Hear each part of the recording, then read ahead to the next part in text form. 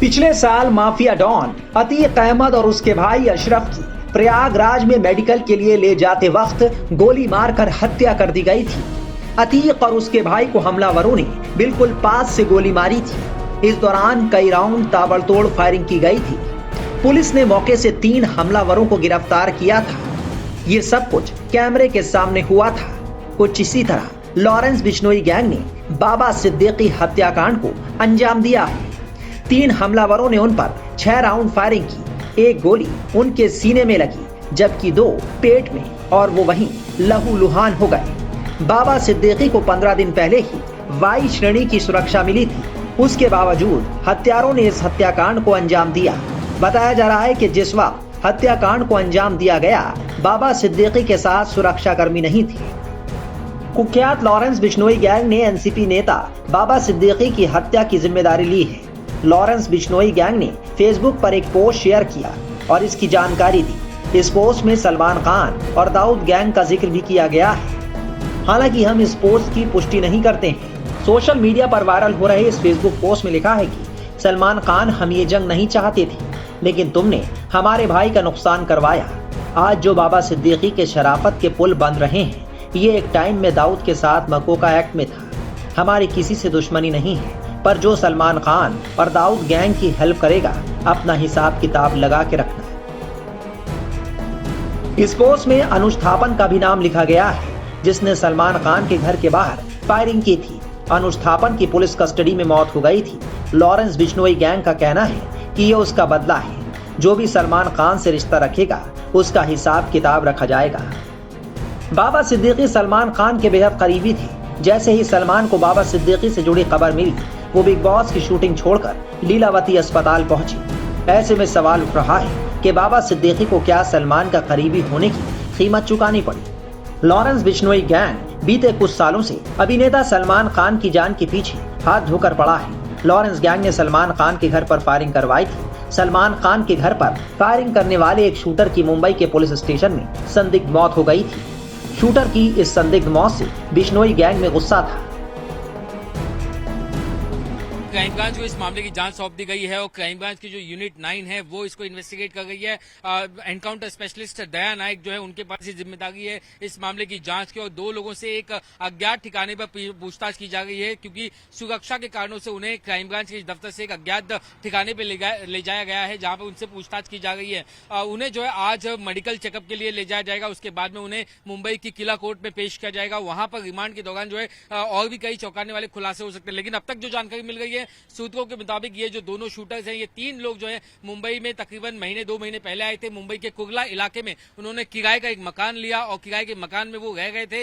रोजाना जो है वो रेकी करते थे और बाबा सिद्दीकी की हर हलचल पे, हर मूवमेंट पे वो नजर बनाए रखे हुए थे। वो कब आते हैं, कहाँ जाते हैं, किनसे मिलते हैं, ये तमाम जो शेड्यूल है, अपडेट है, वो उनके पास हुआ करता था। और ऐसा ही कुछ दशहरे के दिन भी हुआ। दशहरे के दिन पहले से ये शूटर जो है वो घात लगाए बैठे हुए थे, और जैसे कि हमने पहले बताया, कोई एक और 2 साथी उनके साथ वहां पर मौजूद था, जो लगातार उन्हें लाइव अपडेट ब्रीफिंग देगा था कि बाबा सिद्दीकी इस वक्त दफ्तर के अंदर गए हैं, अभी वो दफ्तर से बाहर आए हैं, वो गाड़ी के पास पहुंच गए, और उनकी गाड़ी के ही ठीक बगल में, क्योंकि शूटर्स को पता था कि बाबा सिद्दीकी जहां कहीं भी जाएंगे उनके गाड़ी के पास वो आएंगे, और जब वो गाड़ी के पास आएंगे तो वहां भीड़ होगी, और उसी भीड़ का फायदा उठाया, जो वहां पर आतिशबाजी होगी थी उसका फायदा उठाया, और दनादन उन्होंने 6 गोलियां दाग दी, जिनमें से 2 गोली जो है वो बाबा सिद्दीकी को सीने को छलनी करते हुए चली गई। ये जो पिस्टल का इस्तेमाल किया गया, वो 9.9 mm पिस्टल जो है वो एक प्रोफेशनल जो कॉन्ट्रैक्ट किलर्स होते हैं आमतौर पर ये लोग इस्तेमाल करते हैं, और इसीलिए पुलिस को शक है कि ये कॉन्ट्रैक्ट किलर्स थे। बिश्नोई गैंग को अमेरिका में बैठकर 3 वांटेड गैंगस्टर चला रहे हैं, जिसमें लॉरेंस बिश्नोई का भाई अनमोल भी शामिल है। बिश्नोई गैंग न सिर्फ सलमान खान, बल्कि सलमान से करीबी रखने वालों को भी अपना दुश्मन मानता है। एनकाउंटर स्पेशलिस्ट दया नायक बाबा सिद्दीकी हत्याकांड की जांच कर रहे हैं। अब देखना होगा कि जांच में क्या कुछ निकल कर सामने आता है। बैंड्रा शूटआउट मामले को पूरे सिलसिलेवार तरीके से समझते हैं।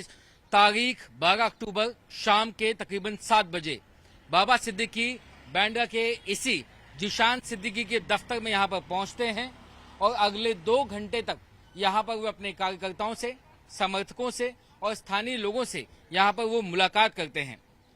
और रात के तकरीबन 9 बजे बाबा सिद्दीकी इस दफ्तर से बाहर निकलते हैं। उनकी गाड़ी यहां से तकरीबन 50 मीटर दूर खड़ी रहती है। वो इस तरीके से पैदल जाते हैं। उनके साथ उनके समर्थक होते हैं, उनके चाहने वाले होते हैं, यहाँ के स्थानीय लोग होते हैं, और गाड़ी जो है ठीक वहां पर खड़ी होती है, उनकी एक एसयूवी कार, जहां पर वो पहुंचते हैं। लोगों से वे घिरे हुए रहते हैं, काफी भीड़ होती है। जैसे वो अपने गाड़ी के पास पहुंचते हैं, भीड़ में से अचानक 3 शूटर्स उनके ऊपर फायरिंग ओपन करते हैं और 6 राउंड फायर करते हैं। यहाँ पर देखिए, पुलिस ने उन तमाम 6 राउंड्स को उनकी नंबर्स के साथ मार्किंग की हुई है। इसमें से एक गोली गाड़ी के शीशे पर लगती है, एक गोली बाबा सिद्दीकी का जो एक सहयोगी था साथ में, उसके पैर पर लगती है, जबकि 2 गोलियां बाबा सिद्दीकी के सीने को छलनी करते हुए निकल जाती हैं। इसके बाद खून से लथपथ बाबा सिद्दीकी को यहां से जो है हड़कंप पचने के बाद लीलावती अस्पताल ले जाया जाता है, जबकि जो शूटर्स हैं वो यहां पर गोली चलाने के बाद इसी रास्ते से दौड़ते हुए भागते हैं। उनके पीछे पब्लिक भी भागती है, पुलिस भी भागती है, और तकरीबन 200 मीटर आगे जाकर जहां एक चेक पोस्ट होता है, वहां पर 3 में से 2 आरोपियों को धर दबोचा जाता है, जबकि तीसरा जो आरोपी है वो भीड़ का फायदा उठाकर वहां से फरार होने में कामयाब होता है। इसके बाद ये मामले को जो है क्राइम ब्रांच को सौंपा जाता है जांच के लिए, जबकि अस्पताल में डॉक्टरों की जो टीम है वो बाबा सिद्दीकी को मृत घोषित कर देती है। जो क्राइम ब्रांच के सूत्रों से अब तक जो जानकारी मिली है, उसके मुताबिक जो शूटर्स हैं उनकी पहचान कर्नेल सिंह और धर्मराज कश्यप के तौर पर हुई है।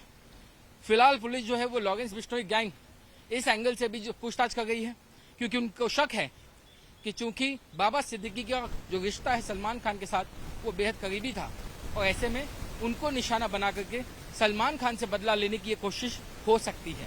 इसके अलावा पुलिस जो है वो आपसी रंजिश, राजनीतिक दुश्मनी और आर्थिक मामले, इन एंगल्स को भी फिलहाल खंगाल रही है।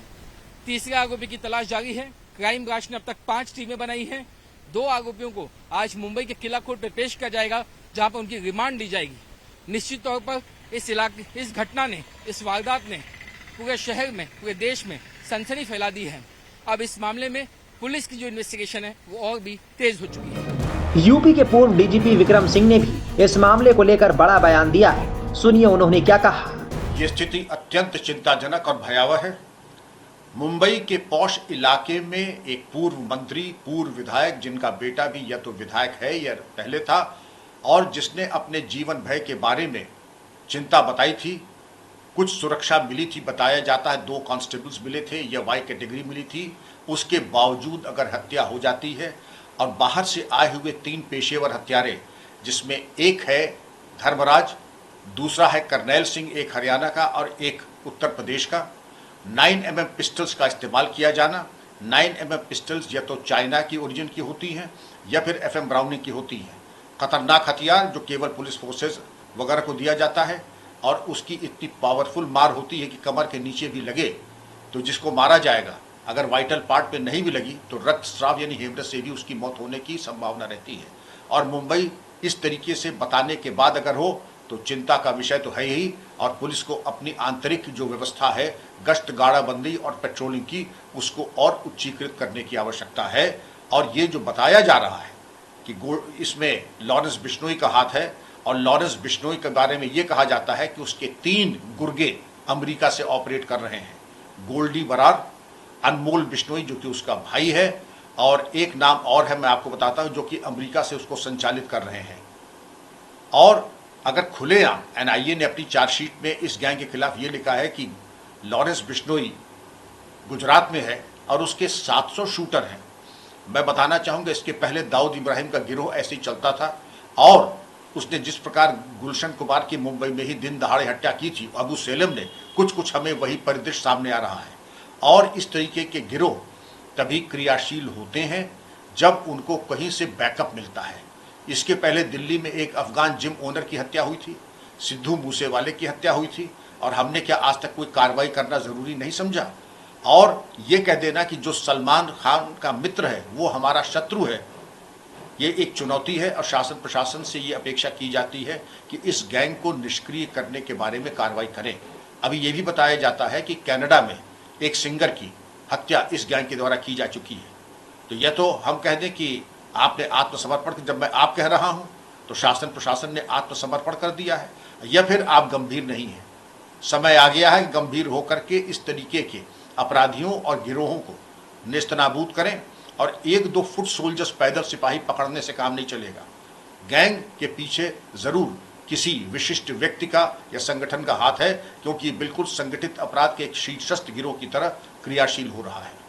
एक बड़ा अहम सवाल है सर, जैसे कि आपने जिक्र किया जिन पिस्टल्स का इस्तेमाल अशरफ के साथ भी किया गया था, उसमें भी 3 लड़के आए जो कि काफी यंग एज के थे। सेम सिचुएशन यहाँ, जैसे कि हाई टेक पिस्तौलों का इस्तेमाल किया गया था। तो क्या कुछ सिमिलैरिटीज देख रहे हैं आप इन चीजों में? क्या मैं ये देख रहा हूँ कि हथियार हवा से नहीं आते। 9mm की ब्लैक में भी, असली अगर देखें मार्केट में प्रोहिबिटेड मोड है, मिलेगा नहीं, लेकिन ब्लैक में भी बताया जाता है कि 10 लाख से कम नहीं आता है। अगर अतीक के केस में आए थे वो भी अत्यंत आपत्तिजनक था। पुलिस कस्टडी में इस प्रकार की हत्या अत्यंत आपत्तिजनक और निंदनीय है। इसके ऊपर भी बहुत प्रभावी कार्रवाई, और जो भी पुलिस ड्यूटी एस्कॉर्ट में थे, हालांकि जुडिशल कमीशन और एक कमीशन ने उसमें कोई त्रुटि नहीं देखी, लेकिन मेरा इसमें मतभेद है। मैं चाहूँगा कि पुलिस कस्टडी में मौत एक गंभीर अपराध है और पुलिसकर्मियों की संलिप्तता अथवा निष्क्रियता या दोनों ही परिस्थितियों में कार्रवाई होनी चाहिए थी। वर्तमान परिस्थिति में भी अगर इस तरीके के शूटर आ रहे हैं, आप देखें करनैल सिंह हरियाणा से, दूसरे धर्मराज उत्तर प्रदेश से, और 9mm की पिस्टल लेके मुंबई में खुलेआम घूम रहे हैं, और लोग मुंबई में जाने पर रोज का कितना खर्चा होता बताने की आवश्यकता नहीं है। जाहिर है कि उनको खर्चे की कोई चिंता नहीं थी। रेकी करना और इस तरीके से आक्रमण करके हत्या करना, मैं इसकी घटना की निंदा करता हूं और उम्मीद करता हूं कि इसका सफल अनावरण होगा। एक आखिरी सवाल है सर, जिस तरह से ये यंग दुनिया में बढ़ती जा रही है, आप किस तरह से देखते हैं एज ए यूपी के फॉर्मर डीजीपी? पूर्व पुलिस महानिदेशक होने के नाते और एक वरिष्ठ नागरिक होने के नाते मैं बच्चों से, लड़कों से कहूंगा, ग्लैमर के चक्कर में न पड़े। एक कहावत है, the wages of sin is death. इस तरीके की जो रास्ता पकड़ता है उसका एक ही गंतव्य है, मौत। इस रास्ते के न चुने, क्योंकि इसमें आज तक किसी को मैंने लाभान्वित होते नहीं देखा। कुछ समय के लिए वैभव और ग्लैमर मिलता है, उसके बाद लाश चीर घर में पोस्टमार्टम के लिए जाती है। इसलिए इस रास्ते को न देखें, मेहनत और ईमानदारी से काम करें। बता दें कि महाराष्ट्र के मुख्यमंत्री एकनाथ शिंदे ने पूर्व मंत्री और एनसीपी नेता बाबा सिद्दीकी के अंतिम संस्कार के लिए राजकीय सम्मान की घोषणा की है, जिनकी शनिवार को मुंबई के बांद्रा में उनके बेटे के दफ्तर के बाहर गोली मारकर हत्या कर दी गई थी।